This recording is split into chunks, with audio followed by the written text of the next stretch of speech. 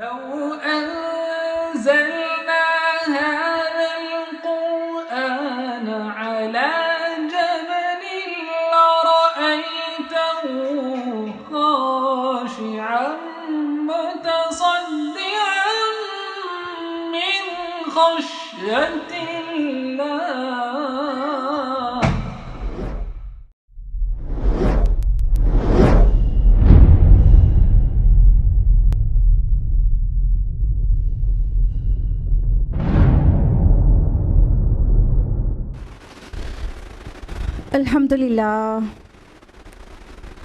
अल्हम्दुलिल्लाह रब्बिल आलमीन वस्सलातु वस्सलामु अला रसूलिहिल करीम व अला आलिहि व अस्हाबिहि अजमईन अम्मा बाद वअऊज़ु बिल्लाहि मिनश शैतानिर रजीम बिस्मिल्लाहिर रहमानिर रहीम शहरु रमज़ान अल्लज़ी उन्ज़िला फ़ीहिल क़ुरआन हुदल लिन्नास व बय्यिनातिम मिनल हुदा वल फ़ुरक़ान बिस्मिल्लाहिर्रहमानिर्रहीम रब्बिश्रह ली सदरी वयस्सिर ली अमरी वहलुल उक़दतम मिन लिसानी यफ़क़हू क़ौली।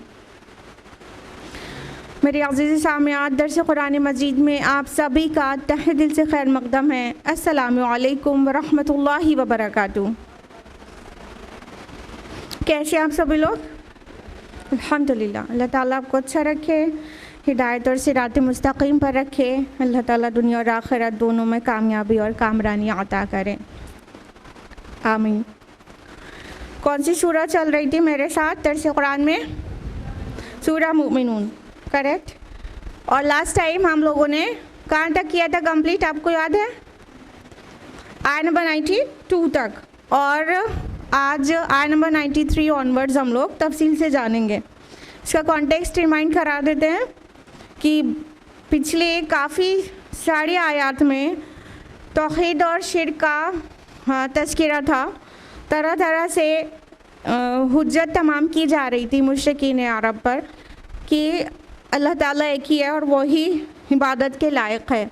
यहाँ तक कि वो अल्लाह ताला को खालिक जानते थे और अल्लाह ताला की कई सिफ़ात के साथ अल्लाह ताला को कबूल करते थे, बावजूद उसके शिर्क करते थे।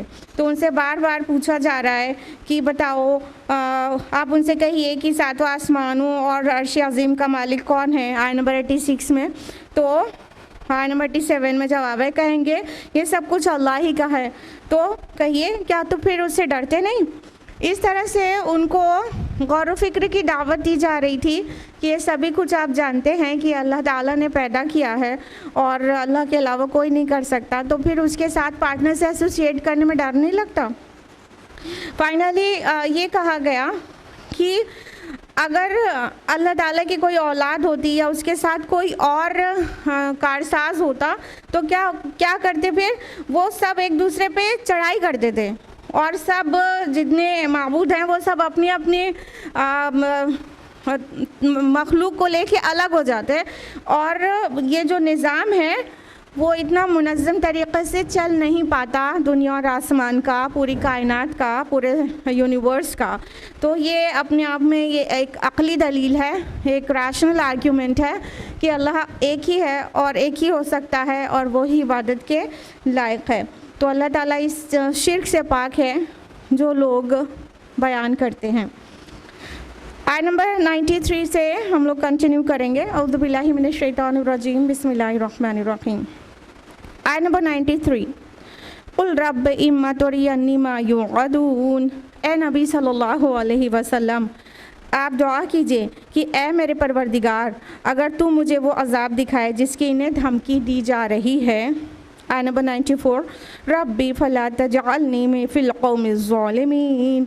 तो परवरदिगार, मुझे इन जालिम लोगों में शामिल ना करना।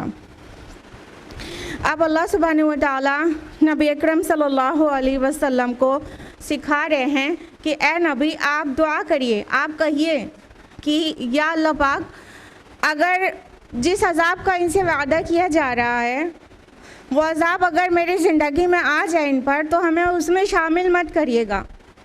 इससे क्या समझ में आ रहा है?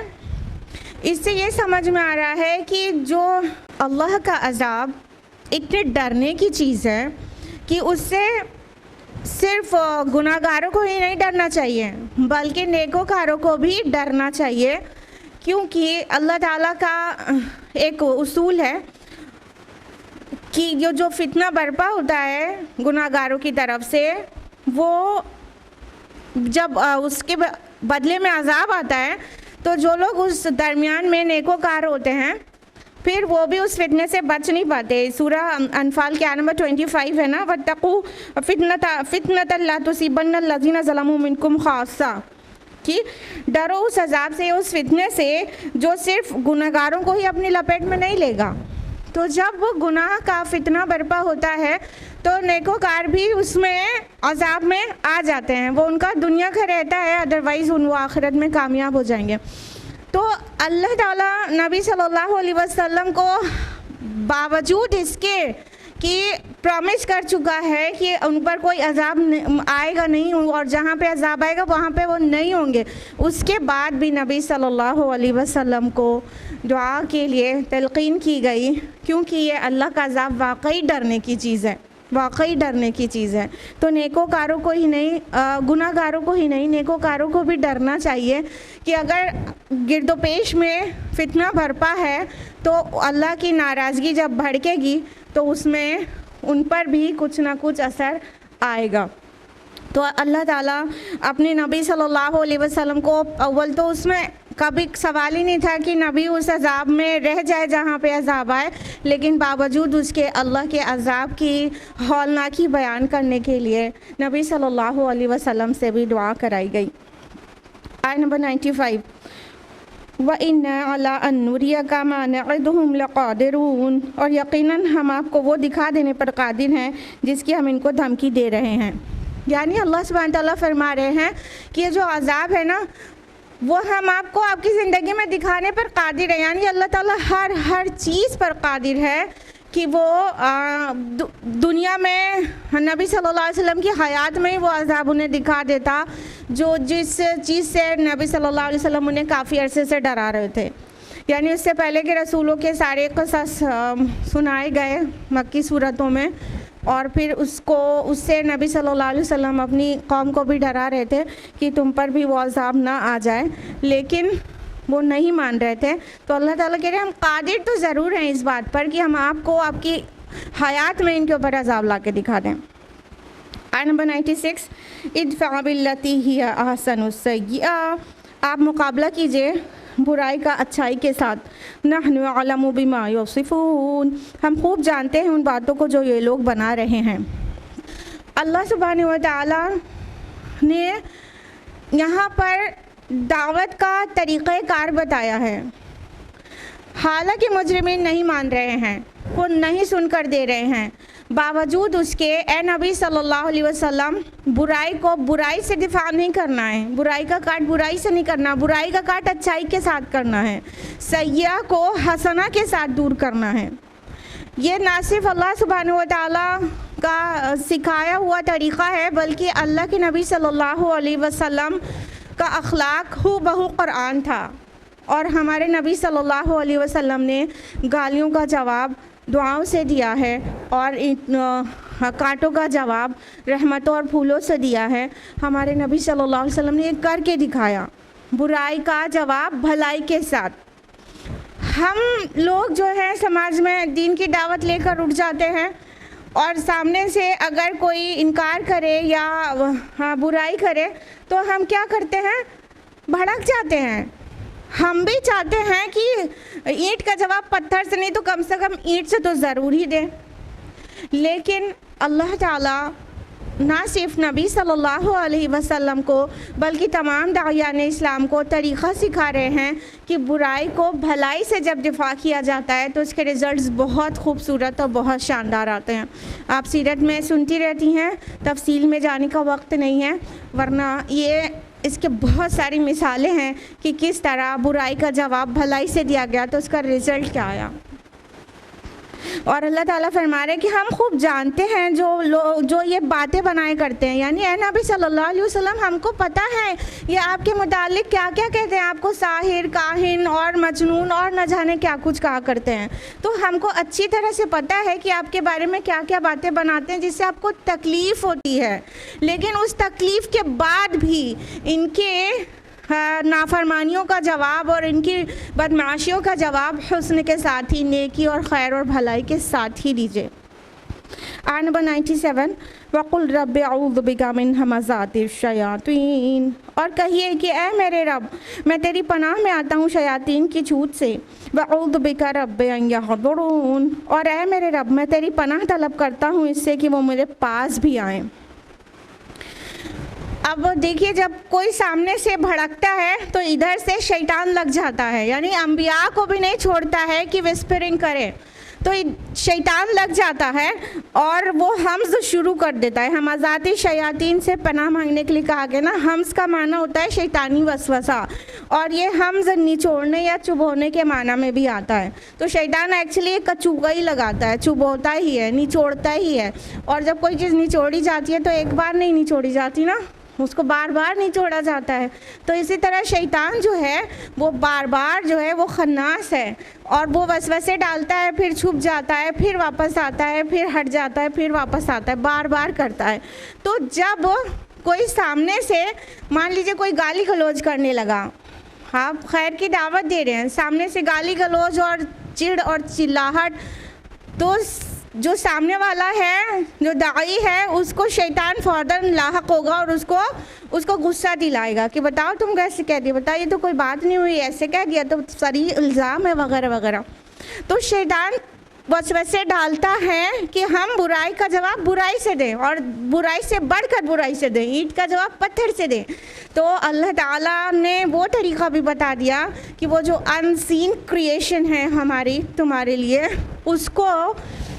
उससे बचने के लिए तुम क्या कर सकते हो, अपने रब की पनाह मांगो शैतानी वसवसों से, और कहो कि ए मेरे रब, मैं इस बात से भी आपकी पनाह चाहती हूँ, मेरे करीब भी आ, वसवसा डालना और मुझे नुकसान पहुँचा देना तो दूर रहा, मेरे करीब भी आए, इस बात से भी मैं आपकी पनाह चाहता हूँ। तो नबी सल्लल्लाहु अलैहि वसल्लम को ही नहीं बल्कि हम सबको भी सिखा दिया गया ना कि हम लोग समटाइम्स एकदम टाइटनेस फील करने लगते हैं कि अब शैतान है, दिखाई तो देता नहीं है, अब हम उससे कैसे लड़ें, कैसे जंग करें और उससे कैसे बचें, और अपने को बिल्कुल महसूस करते हैं कि बहुत मुश्किल में आ गए, जबकि अल्लाह ताला ने शैतान के सारे वसवास से बचने के सारी तरकीबें भी कुरान में बता दी हैं, और ये भी वाज़ेह कर दिया कि शैतान का जो मक्र है वो बहुत ही कमज़ोर है।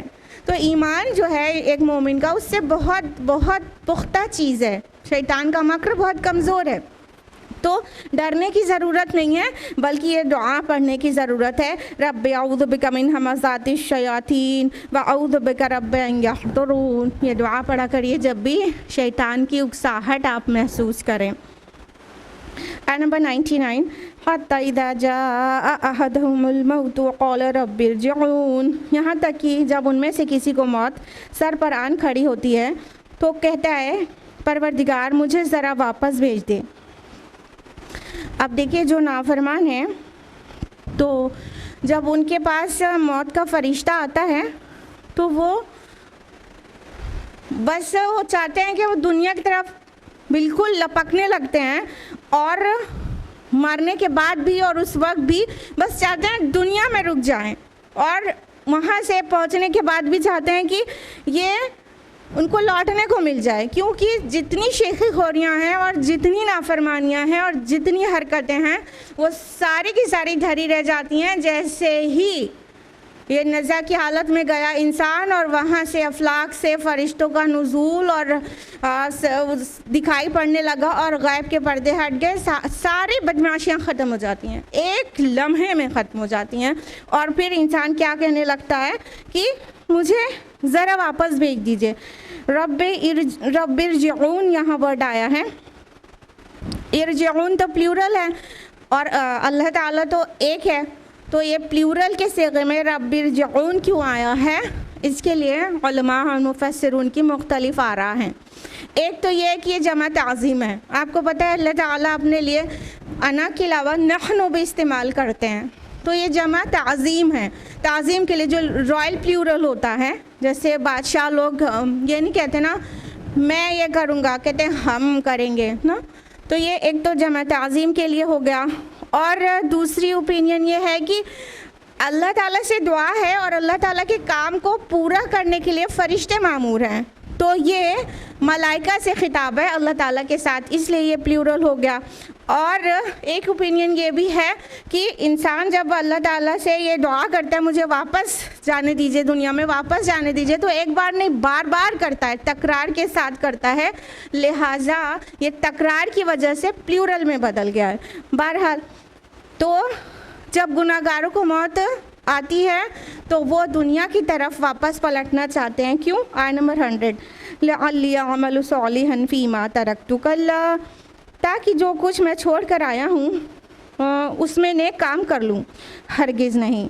इन्नहा कलिमतुन हुवा क़ाइलुहा, ये महज एक बात है जो वो कहेगा। मिन वराइहिम बरज़खुन इला यौमि युबअसून, और अब उनके पीछे एक बरज़ख हाइल है उस दिन तक जब वो उठाए जाएंगे। अब अल्लाह सुब्हान तआला फरमा रहे हैं कि ये क्यों कहेगा कि मुझे दुनिया में वापस जाना है, क्योंकि वो चाहेगा बस थोड़ा सा नेक अमाल कर लूँ। ये मैंने क्या किया, हाय मेरी शामत, ये मैंने क्या किया, थोड़ा सा नेक अमाल कर लूँ, इसलिए मुझे वापस भेज दीजिए अल्लाह पाक। अब गलती नहीं करूँगा, अब गुनाह नहीं करूँगा, अब नबियों को और दाइयों को नहीं झुटलाऊँगा, अब उनका इनकार नहीं करूँगा। बस इस बेचैनी में, बेकरारी में वो ये कहेगा कि बस एक बार जाने को दे दीजिए वापस दुनिया में, दारुल अमल में एक बार जाने को दे दीजिए। लेकिन अल्लाह ताला क्या कहेंगे फटकार के, कल्ला, हरगिज़ नहीं, ये नहीं हो सकता। ईमान बिल गैब मतलूब था ना, जब गैब के पर्दे उठ गए तो किस बात का अमल और किस बात का ईमान, ईमान बिल गैब मतलूब है। तो जब इसलिए गैब के पर्दे उठने के बाद कोई ज़रूरत नहीं है कि अब भी इंसान ना माने, हालात ही नहीं है, अब तो सब दिख रहा है, उसी को मानने और के लिए कहा गया था, अब तो सब आंखों से दिख रहा है, तो अब ईमान किस फ़ायदे का है और नेक अमाल किसी भी काम के नहीं होंगे।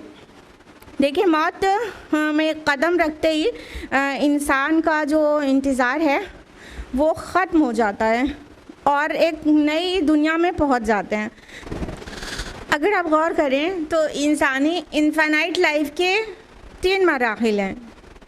एक ये ज़िंदगी जो दुनिया में गुजारते हैं, और एक हिस्सा वो जो बरज़खी ज़िंदगी में गुज़रता है, यानी मौत आने के बाद और क़यामत कायम होने से पहले, वो बरज़खी ज़िंदगी है। और तीसरा जो मरहला है वो है उखरवी ज़िंदगी, क़यामत कायम होने के बाद। तो ये ज़िंदगी एक्चुअली क्या है, एक इनफाइनाइट लाइफ, इटर्नल लाइफ है, इसका कहीं एंड नहीं हो रहा है, वो मुख्तलिफ मराहिल से गुज़र रही है। तो जो मौत आने के बाद वाला जो वो पोर्शन है वो आलम बरज़ख कहलाता है ना। तो अल्लाह ताला कह रहे हैं कि नहीं, इसको ये कितना भी जाने के लिए बोले इसे जाने नहीं मिलेगा, ये तो सिर्फ अपने मुंह की बात कह रहा है, इसमें कोई हकीकत नहीं है कि जाके बिल्कुल सुधराया ही हो जाएगा। अगर इसे कुछ करना ही होता तो इसी ज़िंदगी में कर लिया होता।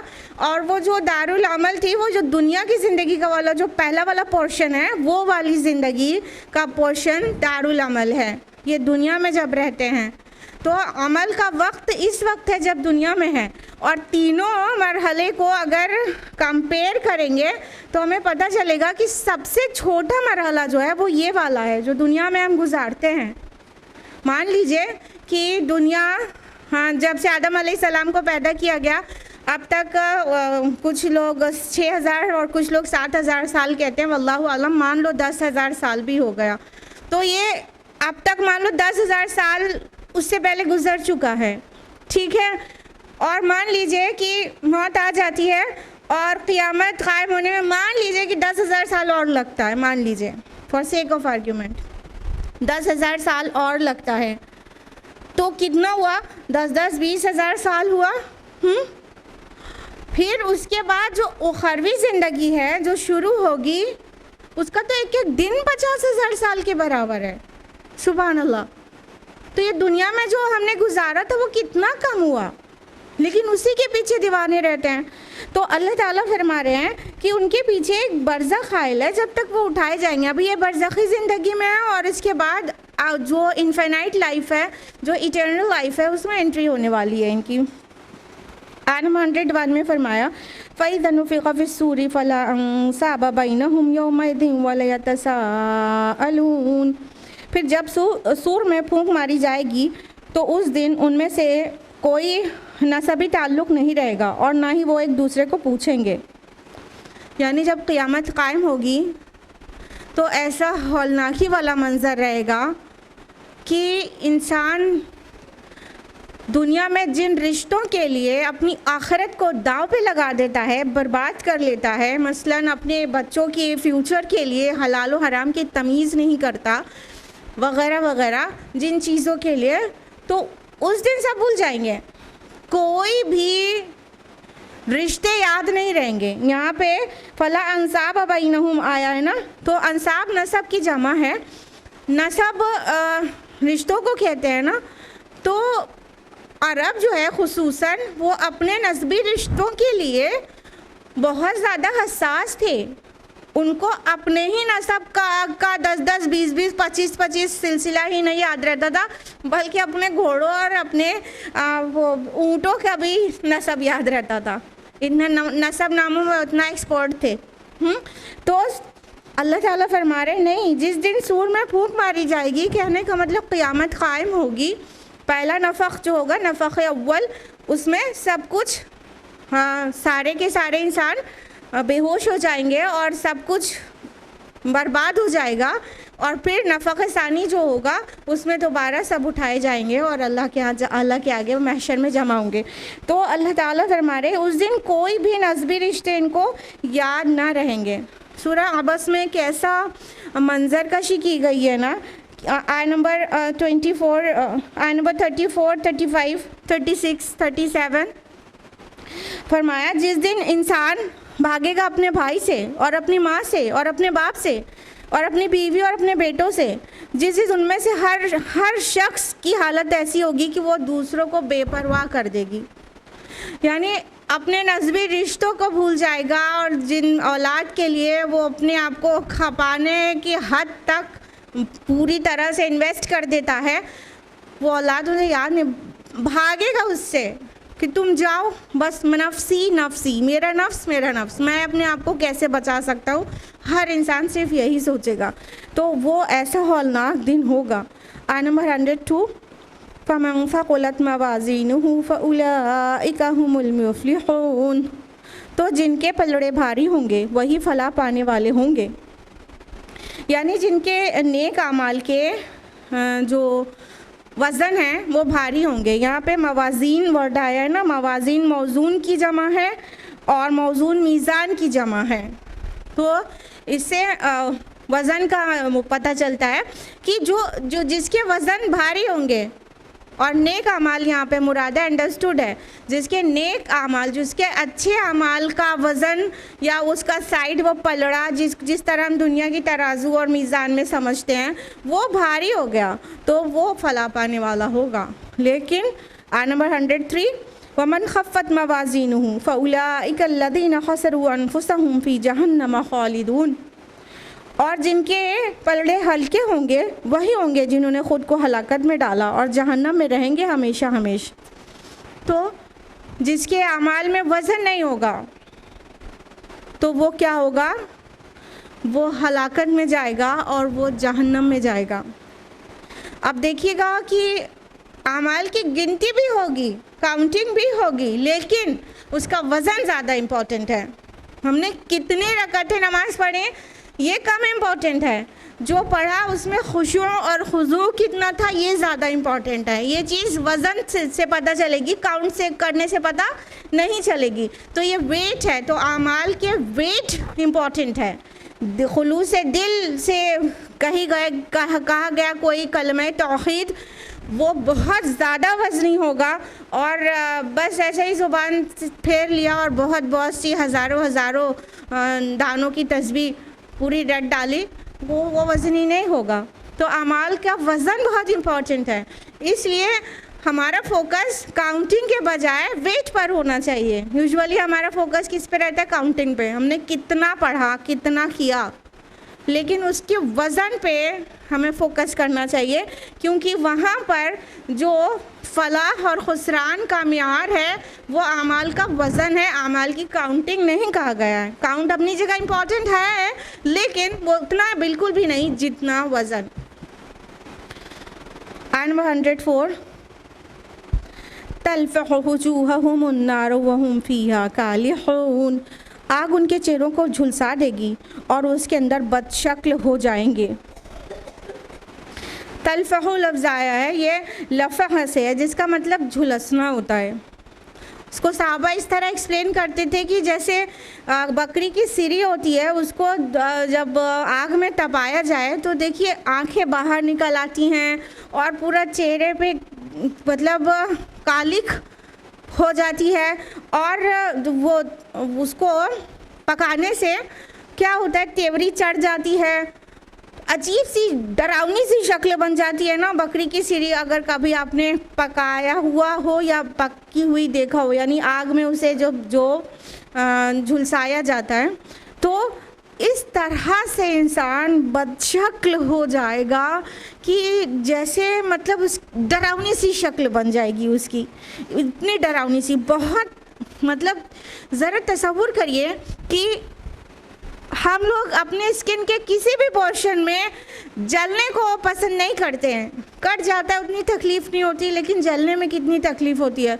और चेहरे पर जब कोई भी परेशानी आती है, कोई जलने का डर हो या आंधी का डर हो या कोई भी चीज़ का, तो सबसे पहले अपने हाथों से चेहरे को छुपा लेते हैं। यानी ये जो फेस की स्किन होती है वो बहुत नाजुक होती है और हम इस पर कोई भी तकलीफ़ बर्दाश्त नहीं कर पाते हैं। तो फेस को किस तरह से उसके ऊपर आग चढ़ी हुई होगी और चेहरा जब जलेगा तो कितनी तकलीफ़ होगी, यहाँ पर सिर्फ चेहरे को मेंशन किया गया है ताकि उसकी शिद्दत का एहसास हो सके। वरना जो जहन्नम में जो पनिशमेंट होगी वो इतनी ज़्यादा शदीद होगी जिसका हम दुनिया में तसव्वुर भी नहीं कर सकते हैं। सही बुखारी की हदीस अबू हुरैरा रज़ियल्लाहु अन्हु रावी है कि अल्लाह के रसूल सल्लल्लाहु अलैहि वसल्लम ने फरमाया कि एक काफिर के दोनों कंधों के दरमियान की जो दूरी होगी वो एक तेज़ रफ्तार घुड़सवार के 3 दिन की मुसाफत के बराबर होगी, यानी कंधे इतने चौड़े हो चुके होंगे। और एक और रिवायत में है कि एक दाढ़ उहद पहाड़ के बराबर होगी। क्यों बॉडी को इतना एक्सपैंड क्यों कर दिया जाएगा? क्यों बॉडी इतनी लाइन शाइम और इतनी ज़्यादा वाइड हो जाएगी? क्योंकि देखिए स्किन से जलने का एहसास होता है, जब स्किन इतनी वाइड हो जाएगी तो उतना ही ज़्यादा तकलीफ़ होगी। तो इतना बढ़ा दिया जाएगा जिस्म को ताकि जलन का एहसास और तकलीफ़ का एहसास उतना ज़्यादा हो सके। अल्लाहुम्मा ला तजअलना मिनहुम, आमीन। आयत नंबर 105, अलम तकुन आयाती तुतला अलैकुम फकुंतुम बिहा तुकज़्ज़िबून, उनसे कहा जाएगा कि मेरी आयत तुम्हें पढ़कर नहीं सुनाई जाती थी तो तुम उनको झुटलाया करते थे। मतलब ये सज़ा क्यों दी जाएगी? क्योंकि वो इतने भोले नहीं हैं। अल्लाह ताला ने अपनी किताबें नाजिल की हैं, अपनी आयात ज़ाहिर की हैं किताब में भी और आफाक और अनफुस में भी। फिर क्या समझ में नहीं आया था? आप लोग सूरह मुल्क में रोज़ रोज़ पढ़ते होंगे कि जब उनसे कहा जाएगा अलम यातिकुम नज़ीर, क्या तुम्हारे पास डर सुनाने वाला, आगाह करने वाला वार्नर नहीं आया था? तो कहेंगे भला कद जाअना नज़ीर फकज़्ज़बना, क्यों नहीं आया था हमारे पास नज़ीर, लेकिन हमने उसको झुटला दिया। तो ये उस झुटलाने की वजह से है कि अल्लाह ताला इतना सख्त अजाब देगा।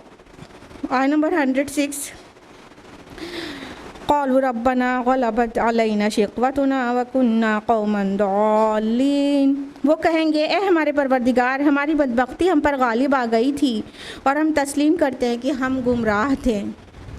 अब उनके पास कहने के लिए कुछ भी ना बचेगा कि जब वार्नर तो आया था, अल्लाह की आयत तो आई थी वार्न करने के लिए, तो उन्होंने क्यों नहीं माना था।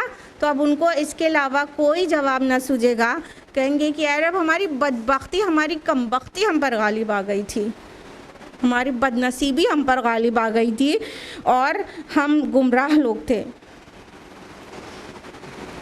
आयत नंबर 107, रब्बना अखरिजना मिन्हा फ़इन उदना फ़इन्ना ज़ालिमून।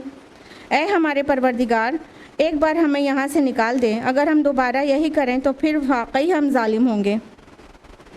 यानी वहाँ पे भी जाके गिड़गिड़ाने लगेंगे कि अल्लाह पाक एक बार एक मौका और दे दीजिए, अब की बार हम नहीं मानेंगे तो हम जालिम होंगे। लेकिन ये बात पहले तय हो गई थी कि दुनिया में एक बार आने मिलेगा और ये दारुल इम्तिहान में एक बार टेस्ट होगा, उसके बाद रिज़ल्ट आता है। दोबारा बार बार टेस्ट नहीं लिया जाता, तो अल्लाह ताला तो नहीं मानेंगे। तो ये बहुत ही घाटे का सौदा होगा कि हम इस दुनिया की ज़िंदगी को संवारने की वजह से, जो कि बहुत छोटी है, उसको संवारने में लगे रहें और हम हक़ाइक़ को भूले रहें और रसूलों को और दायान को झुटला दें और किताब को झुटला दें। ये तो बहुत घाटे का सौदा है।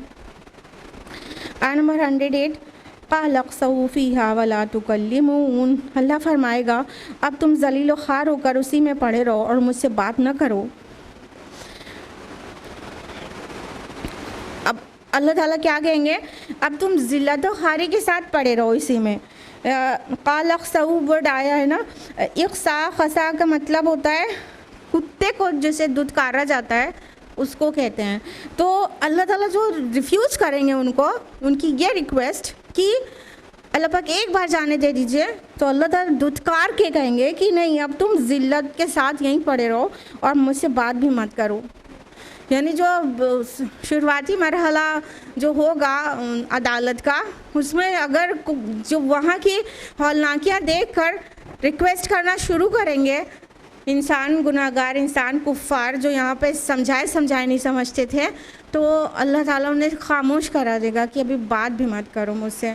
जब कोई किसी से बहुत ज़्यादा नाराज़ होता है तो उससे बात करना पसंद नहीं करता ना, तो अल्लाह ताला कहेंगे कि मुझसे बात मत करो। आयत नंबर 109, इन्नहु काना फ़रीक़ुम मिन इबादी यक़ूलूना रब्बना आमन्ना फ़ग़फ़िर लना वरहमना व अंता खैरुर राहिमीन। यकीनन मेरे बंदों में कुछ लोग वो भी थे जो कहा करते थे, ऐ परवरदिगार, हम ईमान ले आए, बस तू हमें बख्श दे और हम पर रहम फरमा, और तू तमाम रहम करने वालों से बेहतर रहम फरमाने वाला है।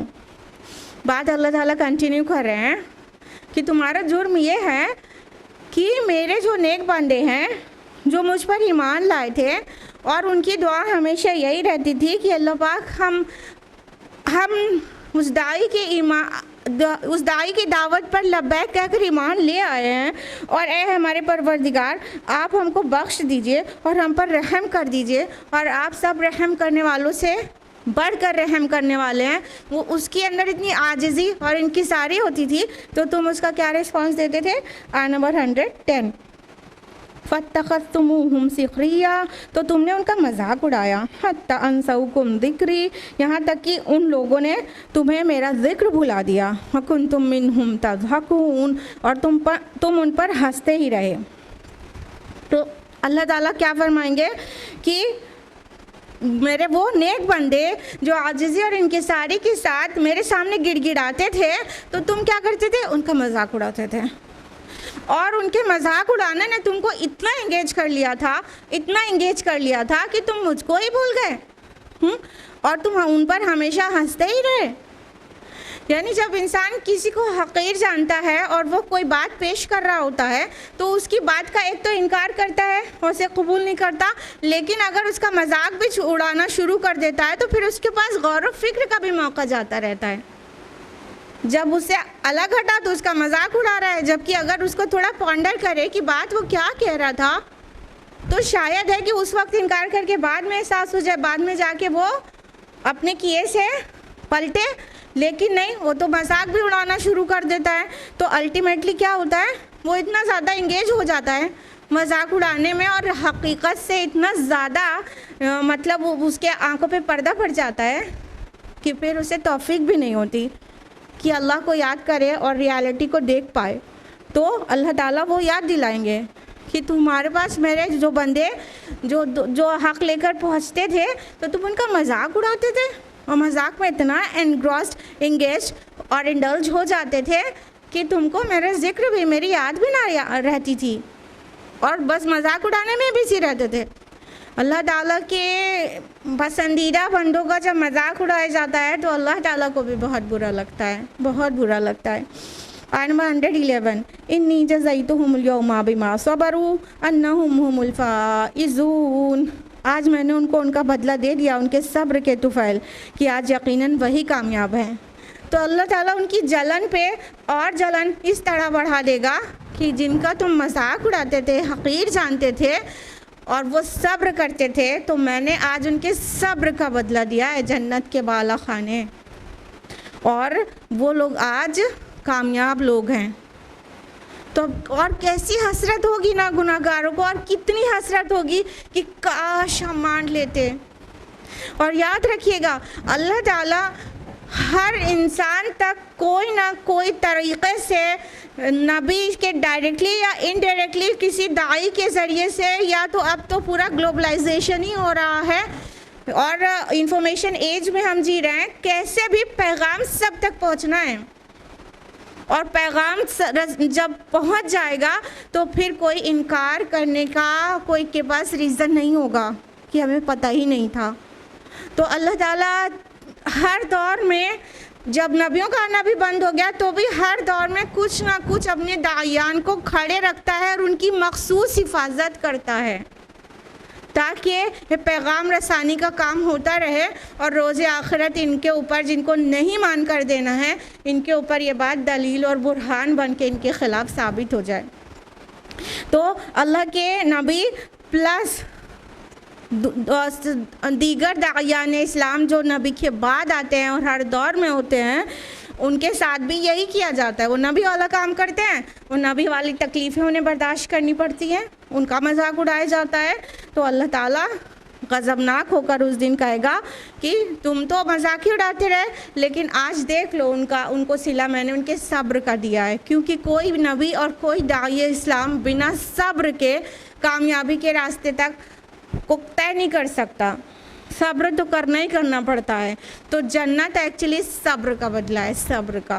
इसको लाइटली ना लिया करिए सब्र को। सब्र बहुत बड़ी चीज़ है। चाहे इंसान कितने अच्छे अच्छे काम करे, लेकिन कुछ कठिन मराहिल में सब्र ना करे तो सब कुछ वेस्ट हो जाएगा ना। इसलिए सब्र बहुत अहम चीज़ है। यहाँ पे देखिए कितना अजीम सतह पर, कितना मतलब शौक़ दिलाने वाले तरह से यहाँ पे सब्र को मेंशन किया जा रहा है। आज मैंने उनको बदला दे दिया उनके सब्र के तुफ़ैल। सुभान अल्लाह, ये जन्नत जो है सब्र का बदला है। आयत नंबर 112, क़ाल कम लबिस्तुम फिल अर्दि अदद सिनीन। फिर वो उनसे पूछेगा तुम लोग कितना अर्सा ज़मीन में रहे हो सालों की गिनती में।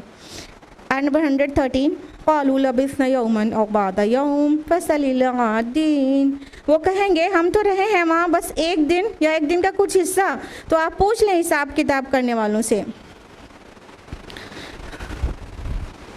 अब अल्लाह ताला उनको जो आखिरत में जमा हैं महशर में, उनके सामने वो दुनिया की ज़िंदगी का भी मरहला है, याद है उनको, और बरज़खी ज़िंदगी का भी मरहला है, और ये इटर्नल लाइफ जो स्टार्ट हो चुकी है, यानी आखिरत की ज़िंदगी, क़यामत की ज़िंदगी का एक एक दिन भी उनके सामने है। सब कुछ उनके नॉलेज में भी है, मेमोरी में भी है। अब अल्लाह ताला उनसे पूछेगा अच्छा बताओ तो तुम दुनिया में कितनी देर रहे। वहाँ की औलनाकियाँ देखने के बाद और वहाँ की दिन की तवालत 50,000 साल देखने के बाद वो कहेंगे एक दिन या एक दिन का कोई हिस्सा, दिन का कोई हिस्सा, बस एक दिन या एक दिन का एक हिस्सा जिसको एक पहर कह सकते हैं, बस इतनी देर रहे हैं, बस इतनी देर रहे हैं। और अल्लाह पाक ज़रा गिनने वालों से पूछ लीजिए, जो एक्सपर्ट है मैथमेटिक्स में उनसे पूछ लीजिए। इससे मुराद फरिश्ते भी हो सकते हैं, कि उनका काम हर चीज़ का रिकॉर्ड मेंटेन करना है, तो ज़रा फरिश्तों से पूछ लीजिए।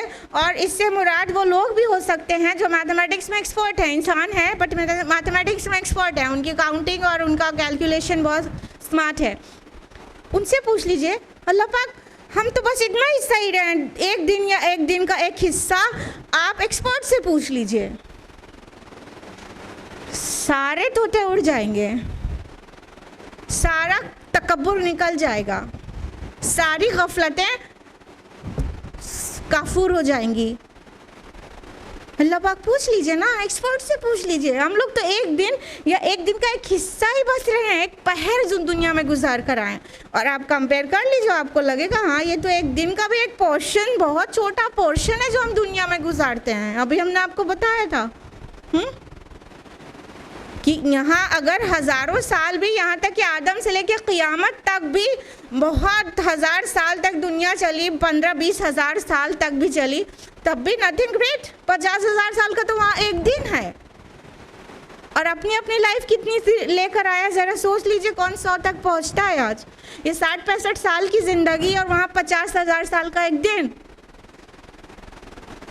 कितना कम पीरियड में अल्लाह ताला ने आजमाया है, कितने छोटे स्पैन ऑफ टाइम में अल्लाह ताला ने आजमाया है, और रिवॉर्ड अनलिमिटेड देने का वादा किया था। उसके बाद भी हम बेवकूफ़ लोग, अहमक लोग इसी के पीछे दीवाने हैं, इसको सजा रहे हैं, इसको बना रहे हैं। हमारी मिसाल तो कुछ ऐसी है कि जैसे कोई तालिब इल्म एक एग्ज़ामिनेशन हॉल में बैठ के एग्ज़ाम देने के लिए वहाँ वो गया है, लेकिन वो क्या करने लगा, वो पेन से, आंसर बुक से खेलने लगा और दीवार पे ड्राइंग बनाने लगा, और वो कह रहा है कि एसी भी लगाओ और कूलर भी लगाओ और यहाँ पे ये पेंट करो, वो खूबसूरत करो, ये करने लगा, और उसने अपने एग्ज़ाम का 2.5-3 घंटा जो था ऐसे ही गुजार दिया। तो ऐसे स्टूडेंट को आप क्या बोलेंगे कि पागल हो क्या तुम, दीवाने हो, बेवकूफ़ हो, तुम्हें वहाँ एसी नहीं था तो कौन सी आफत आ रही थी, और तुम्हें पेन और कागज़ पे लिखना था, अपना पर्चा भरना था कि तुम वहाँ उसके साथ खेलने लगे थे और वहाँ की दीवारें पेंट करने लगे थे। तुम बेवकूफ़ थे, तुम्हें 2.5 घंटा 3 घंटा मिला था एग्ज़ाम के लिए, तुम अगर उसमें ज़्यादा से ज़्यादा लिख लेते तो एग्ज़ाम पास आउट कर लेते। यही तो बोलेंगे, यही तो बोलेंगे कि तुम बिल्कुल बेवकूफ़ हो। तो ऐसे ही बेवकूफ़ हम लोग भी हैं।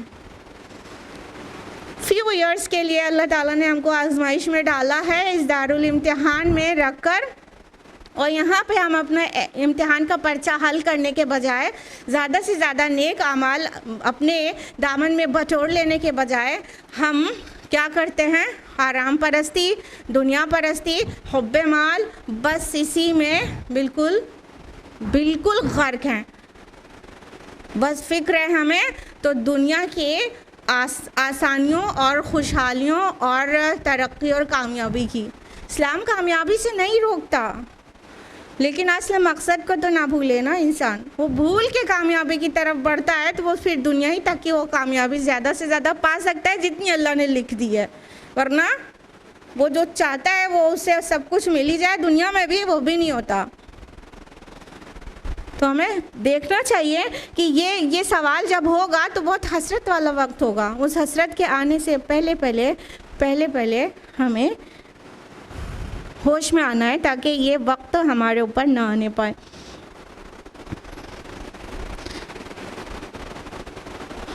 आयत नंबर 114, क़ाल इल्लबिस्तुम इल्ला क़लीलन लौ अन्नकुम कुंतुम तअलमून। अल्लाह फरमाएगा वाक़ईतन तुम लोग नहीं रहे हो मगर बहुत थोड़ा ही अरसा, काश के तुम लोग जानते होते।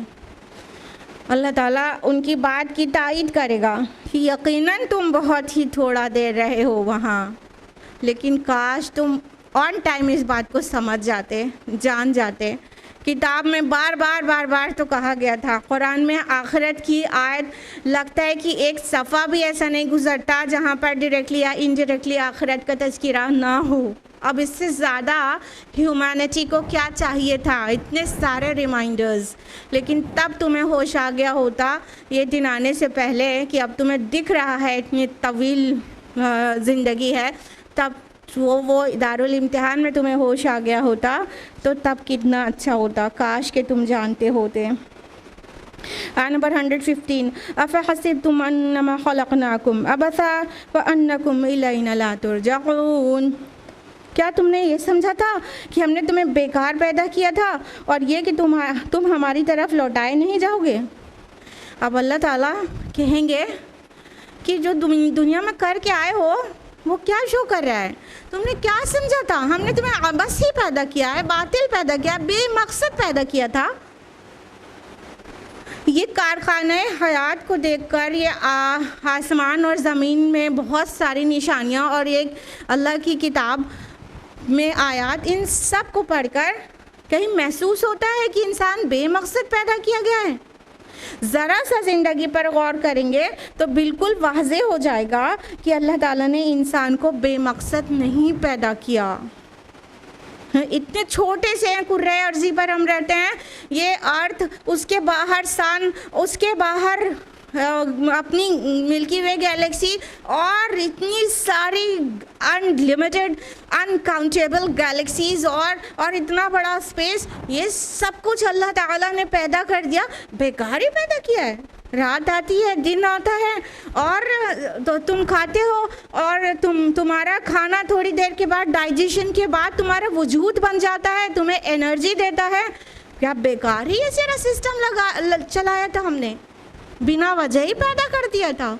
इंसान कभी भी गौर से सोचे तो वो समझ जाएगा, बग़ैर इवन किताब को पढ़े, कोई वही को पढ़े, वो समझ जाएगा मैं बेकार नहीं पैदा किया गया है, कोई तो मकसद है। और फिर वो मकसद ये अल्लाह की वही बयान कर देगी क्या मकसद है। इस दुनिया में आजमाया जाना मकसद है। हम अल्लाह ताला का यूनिवर्सल क्रिएशन प्लान ही भूल जाते हैं, हम अपनी मकसद हयात ही भूल जाते हैं। तो मसला यहाँ है, अल्लाह ताला फटकारते हुए जब पूछेगा तो क्या जवाब देंगे? क्या तुमने क्या समझा था, हमने तुम्हें बेमकसद पैदा किया था।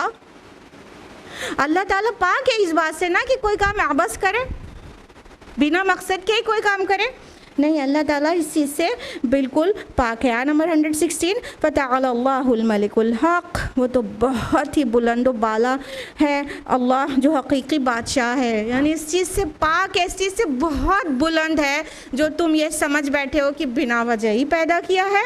There is no life after death.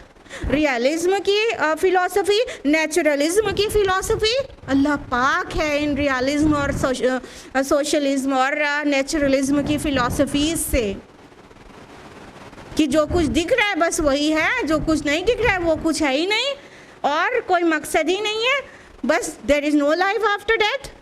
और जितनी ज़िंदगी है उसमें खाओ पियो मौज कर लो। मौज करने के लिए ज़िंदगी नहीं दी गई थी, आजमाए जाने के लिए दी गई थी, आजमाने के लिए। तो उसके लिए तो हम सीरियस ना हुए। अल्लाह पाक है और बहुत बुलंद है इस चीज़ से कि हमें इस तरह ऐसे मौज करने के लिए पैदा कर देता। ला इलाहा इल्लहु रब्बुल अर्शिल करीम, उसके सिवा कोई माबूद नहीं, वो तो बहुत इज़्ज़त वाले अर्श का मालिक है, बेशक व शुबा। 117 वमन यदउ मअल्लाहि इलाहन आखर, और जो कोई पुकारे अल्लाह के साथ किसी और को माबूद, ला बुरहान लहू बिही फ़इन्नमा हिसाबुहु इंदा रब्बी, जिसके बारे में उसके पास कोई दलील मौजूद नहीं है तो उसका हिसाब उसके रब के पास है। इन्नहु ला युफ्लिहुल काफ़िरून, इसमें कोई शक नहीं कि ऐसे काफिर फलाह नहीं पाएंगे।